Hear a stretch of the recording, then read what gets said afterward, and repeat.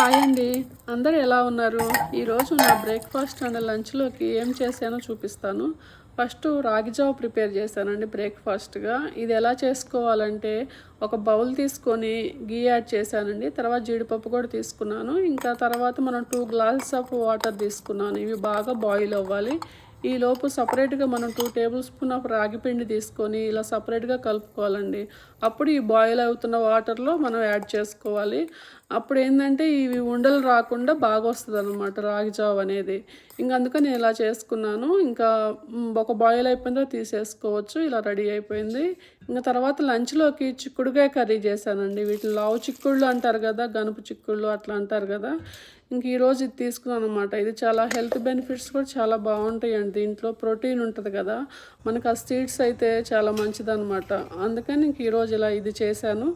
First ఇంక మనం boil చేసుకున్న తర్వాత ఇంక ఇలా బాయిల్ అయిపోయిన తర్వాత మనం పోపు పెట్టుకుంటాం కదా. ఇంక ఈ పోపులోకి ఇంకా ఆవాలు, జీలకర్ర, పచ్చెనపప్పు తీసుకున్నాను. తర్వాత ఆనియన్స్ యాడ్ చేశానండి.